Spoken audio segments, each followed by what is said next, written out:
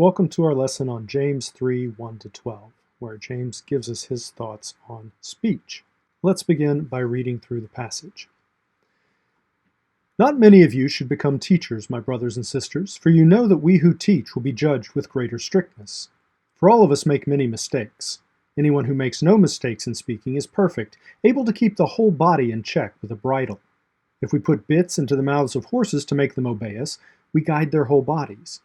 Or look at ships. Though they are so large that it takes strong winds to drive them, yet they are guided by a very small rudder wherever the will of the pilot directs. So also the tongue is a small member, yet it boasts of great exploits. How great a forest is set ablaze by a small fire! And the tongue is a fire. The tongue is placed among our members as a world of iniquity. It stains the whole body, sets on fire the cycle of nature, and is itself set on fire by hell. For every species of beast and bird, of reptile and sea creature can be tamed and has been tamed by the human species. But no one can tame the tongue, a restless evil full of deadly poison. With it we bless the Lord and Father, and with it we curse those who are made in the likeness of God. From the same mouth come blessing and cursing. Brothers and sisters, this ought not to be so. Does a spring pour forth from the same opening both fresh and brackish water? Can a fig tree, my brothers and sisters, yield olives, or a grapevine figs? No more can salt water yield fresh. This passage can be broken down into 4 different sections. It begins by talking about teachers. Not many of you should become teachers, my brothers and sisters, for you know that we who teach will be judged with greater strictness. So why shouldn't many become teachers? Well, because teachers will be held to a higher standard. And as we all know, we all make many mistakes. Or, a little more literally, we stumble in many ways, particularly as it comes to speech, which teachers are presumably going to have to engage in. And so this recommendation to teachers then becomes a means of introducing the topic of speech. He goes on, anyone who makes no mistakes in speaking is perfect, able to keep the whole body in check with a bridle. He's then going to illustrate this principle in 2 ways. If we put bits into the mouths of horses to make them obey us, we guide their whole bodies. Or look at ships. Though they are so large that it takes strong winds to drive them, yet they are guided by a very small rudder wherever the will of the pilot directs. So also the tongue is a small member, yet it boasts of great exploits. Now here he sets up these 3 parallel ideas. On the one hand, we use a small bit to control a horse's whole body. In verse 4, he switches to ships, where the pilot uses a small rudder to control a very large ship. Similarly, we can use our small tongue to control our whole body.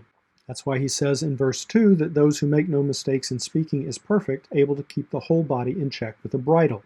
This word bridle is the verbal form of the same word that is bits into the mouths of horses in verse 3. So the idea here in verses 2 through 5 is that the tongue, although small, enables us to control essentially our whole body if we will use it that way. So it can be used for good. It can be used to check our baser instincts. But the greater the capacity for good, the greater the capacity for evil. Verse 5 is what is called a Janus verse. Janus was the Roman god of beginnings or transitions. It's where we get our term January for the first month. He had 2 faces, one that looked forward and one that looked backwards. So a Janus verse is a verse that looks back to what has come before and then also sets up what comes next. So here he talks about the tongue in verse 5 being a small member, which ties in with this idea he's been developing of small things being able to exert control over large entities. But then he goes on to say it boasts of great exploits. And this looks forward to the next section, verses 5 to 8, where he starts talking about the destructive power of the tongue. Yes, the tongue can control and be used for good. It can also be used destructively to wreak great damage. How great a forest is set ablaze by a small fire, and the tongue is a fire. The tongue is placed among our members as a world of iniquity. It stains the whole body, sets on fire the cycle of nature, and is itself set on fire by hell. For every species of beast and bird, of reptile and sea creature can be tamed, and has been tamed by the human species, but no one can tame the tongue, a restless evil full of deadly poison. So here he compares the tongue to a fire that just blazes out of control. Verse 6, the syntax is very awkward. For example, the NASB translates verse 6, "The tongue is a fire, the very world of iniquity. The tongue is set among our members as that which defiles the entire body and sets on fire the course of our life, and is set on fire by hell." Now, as you can see here, the phrase "the very world of iniquity" in the NASB appears in a different place than "world of iniquity" in the NRSV, where the tongue is placed among our members as a world of iniquity. Here it's identifying the tongue in the NASB simply as the world of iniquity. And then the next sentence is about the tongue being set among our members as that which defiles the entire body. Dale Allison, who has written probably what is the premier commentary on James today, translates it this way, and I like his translation. "The tongue is a fire. It is the world of unrighteousness. The tongue appoints itself among our members, staining the whole body, setting on fire the whole creation, and it will be set on fire by Gehenna." Now, a few things to note here. One, Allison also reads the world of unrighteousness as identifying the tongue. And he suggests that what James is doing here is suggesting that the tongue provides the world and its into our members. Okay, that's our connection to the world of unrighteousness. He then changes the next verb. It's not just set among our members, but it appoints itself. This kind of the tongue taking the initiative to exalt itself, which harkens back to verse 5, where it boasts of great exploits. And as a result, the tongue ends up staining the whole body. So in 2 to 4, the tongue is able to control the whole body, but here, if it's allowed to run rampant, it can stain and defile the whole body. And it's not just the whole body. As Allison says, it sets on fire the whole creation. Now that's this phrase that the NRSV has as the cycle of nature. The NASB calls it the course of our life. Literally, it's the wheel of existence. And it seems to be this kind of inclusive of all the ups and downs that we go through in life. And that's why Allison has translated as setting on fire the whole creation. In other words, the fires that get lit by our tongue affect more than just us, right? It branches out and can consume all around us. And then the last phrase, it is set on fire by hell.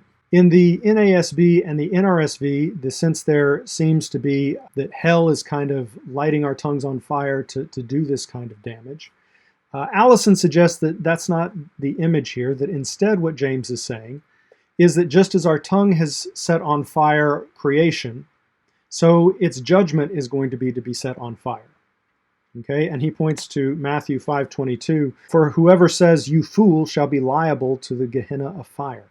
The idea here, again, is, let the punishment fit the crime. So if the tongue ignites fires all through God's creation, then God's judgment is ultimately going to be to set the tongue on fire. So this sets the tongue in the context, again, not just of our own personal well-being and edification, but within this cosmic context where all of nature and hell is getting involved in what happens through our tongue. And he goes on to say in verse 7, "Every species of beast and bird, of reptile and sea creature can be tamed and has been tamed by the human species, but no one can tame the tongue. It's a restless evil full of deadly poison." And so this is a very pessimistic view. He started out in verse 2 saying that whoever controls the tongue can control their whole body. Here he's saying, well, actually no one can tame the tongue. This seems to be hyperbolic because, as we just noted, elsewhere in the passage he does seem to suggest you can exert some control. But this then reveals the destructive power of speech and the tongue. And this then leads to the last section of our passage. "With it we bless the Lord and Father, and with it we curse those who are made in the likeness of God. From the same mouth come blessing and cursing. My brothers and sisters, this ought not to be so. Does a spring pour forth from the same opening both fresh and brackish water? Can a fig tree, my brothers and sisters, yield olives, or a grapevine figs? No more can salt water yield fresh." In this last section, James kind of pulls the two topics together, both the good and the evil. We can use our tongue to bless the Lord and Father, but then we also use it to curse those who are made in the likeness of God. Now, this idea of blessing the Lord and cursing those made in his image, Allison suggests is related to what are known as the 18 benedictions. The 18 benedictions were a series of blessings that were recited in Jewish synagogues, blessing the Lord, blessing our Father. However, one of them was actually a curse against the heretics, where heretics were understood to be those who had started in the group and then kind of gone astray, one group of which were the Christians. And this was particularly used to identify Christians. If you were suspected of being a Christian, you would be asked to come up and do the 18 benedictions in the service. And if you kind of stumbled on that one, well, then the reason you wouldn't want to curse Christians is probably because you were one. And so that was used as a way to kind of out Christians. Maybe that's in view here, maybe not. But the idea is that we should not be using our tongue for both good and evil, for both blessing the Lord and cursing those who are made in his likeness and image. At the end, he goes on to compare this to springs, pointing out that you're either a freshwater spring or a brackish spring, saltwater spring. If you are a fig tree, then you are going to produce figs. If you are an olive tree, you're going to produce olives. This is similar to something Jesus says in the Sermon on the Mount, where he says, "Beware of false prophets, who come to you in sheep's clothing, but inwardly are ravenous wolves. You will know them by their fruits. Are grapes gathered from thorns, or figs from thistles? In the same way, every good tree bears good fruit, but the bad tree bears bad fruit. A good tree cannot bear bad fruit, nor can a bad tree bear good fruit. Every tree that does not bear good fruit is cut down and thrown into the fire. Thus you will know them by their fruits." Now, something to think about, and we can talk about it on Sunday. What are these fruits that we are to know these trees by? He starts out at beware of false prophets. It's like James talks about, not many of you should be teachers. But what are the fruits that will expose these false prophets who otherwise look like legitimate sheep? Okay, on the outside, he says they have sheep's clothing, but inwardly they are ravenous wolves. Again, it's worth noting, Jesus doesn't envision a situation where a tree is producing both good and bad fruit. It's one or the other. And that bears thinking about it. So again, think about that this week, and we can talk about that on Sunday. So just to kind of summarize James 3, 1 through 12, he begins by saying teachers will be judged more harshly for their stumbles, and particularly highlights speech, which then becomes the more general theme. He talks about the tongue being small, yet it gives control over the whole body in 2 to 5. 5 to 8, he then says, yes, the tongue is small, but it can also stain the whole body and even beyond. It affects the whole cosmos. And then in 3, 9 to 12, the tongue should not be used for both good and evil. We've talked about the good in 2 to 5 and evil in 5 to 8.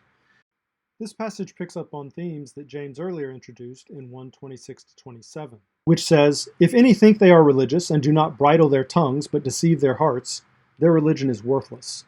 Religion that is pure and undefiled before God the Father is this, to care for orphans and widows in their distress and to keep oneself unstained by the world." So you see a lot of the language that has shown up in 3:1 to 12 is actually echoing language that he has introduced earlier in 1:26 to 27, talking about bridling tongues, keeping yourself unstained by the world. Remember, the tongue can stain the whole body.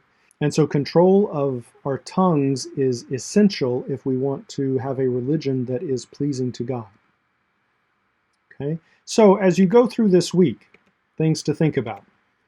When do you find it easiest to use your tongue for good? In what situations do you find it hard to control your tongue? Pay attention to what you say this week. Are you using your tongue for good, to build up and edify? Or are you using your tongue to light fires that will burn and destroy? So pay attention to your speech this week. Think about these questions. Think about the situations where it's easy to use your tongue for good, where it's hard to control. And we will come together and talk about this passage more on Sunday.